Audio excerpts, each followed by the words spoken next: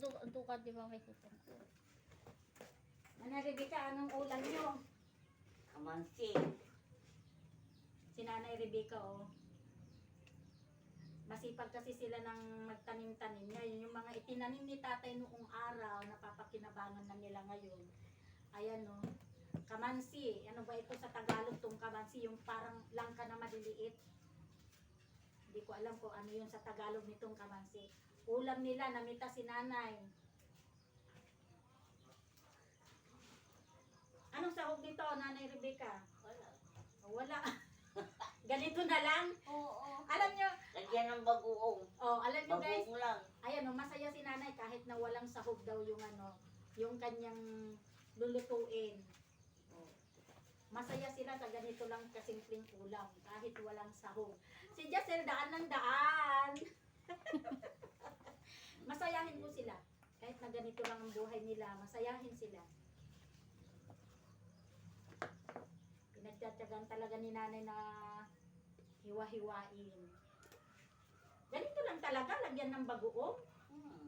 Wala nang sahog, Wala. walang isda, walang karne. Wala. Guys, oh, Bagoong lang. bagoong lang daw, betchin. Ganun lang. Okay na sa kanila, kontento na sila, masaya na sila. Ina yun si Nanay Rebecca, kinakausap ko, saya ng mukha kahit walang kasahog-sahog yung kanyang lulutuing ulam. Oh, diba? Ganyan sila katyaga, katiis sa kanilang buhay.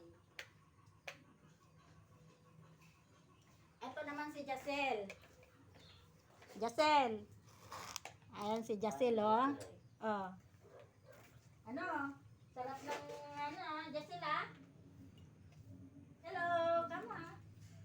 Hello, kung magi sila. Oh, hello daw, sabi ni Jacel.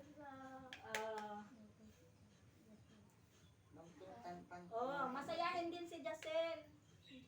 Kahit ganito lang siya, pero siya ay nauutusan nilang magluto, magsaing lang ng kanin. Taga-saing siya. Oh, hello daw.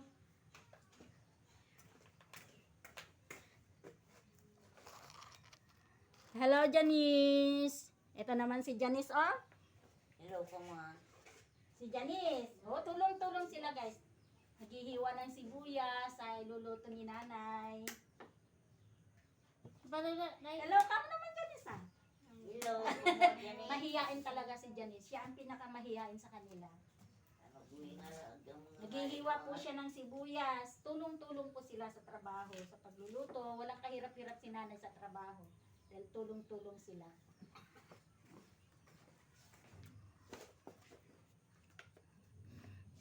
Nakangiti talaga si Janice, eh. Yung ibang anak nila wala dito, eh. Nanay. Upload ko to, nanay, ah. Nanay Rebecca. Sila. Naan nila. Nanay Rebecca, upload ko to, ah. Hingi ako permiso sa inyo. Oh, Mm. iya ko mo isa kang. Ito pong bahay nila ay na sa sobrang sipag po nila nung kalakasan pa ni Nanay Rebecca. Nung kalakasan pa ni Nanay Rebecca at saka si tatay, ang trabaho po nila ay sa bukid. Mga naninimot sila, yung namumulot sila ng mga tira-tirang mga produkto, halimbawa mais, namumulot sila dyan ng mga tira-tira, palay, yung mga ganon. Pag nakaipon sila, yun ang binebenta nila para magkaroon sila ng pera. Ngayon, dahil magaling si nanay magtipid, kung anong meron, yun na lang, kagaya nito. O, kagaya niyan. Tipid sila, kontento na sila sa bagoongan lang nila, betchin, ganyan sila katipid. Kaya, ang bahay nila ay ganyan. Mabuti nagawa na nila itong bahay nilang ganyan nung nabubuhay pa si Tatay Luis. Pero ngayon, hindi na makapunta si Nanay Rebecca sa bukid. Wala na. Yan, ang inaasahan na lang nila ay yung dalawang anak nila na PWD, yung isa na nagtatrabaho, nangangatulong Silang dalawang magkapatid. Ayan.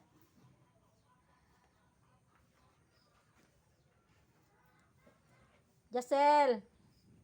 Jasil, hello. Kami Jasil. Hello daw. Hello guys. Kamu naman ah.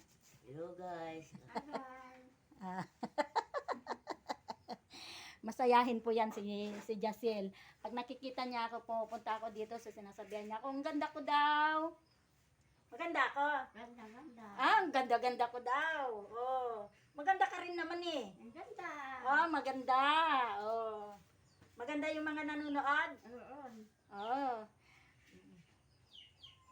Ganda. Ah, ganda-ganda. Ang gaganda daw yung mga nanonood. Ganda. Ganda. Jasil. Ah.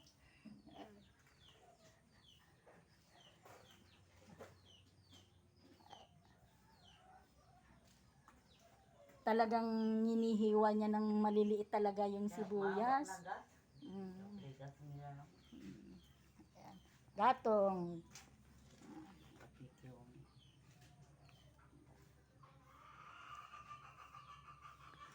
Di ba ni Nanay Rebecca?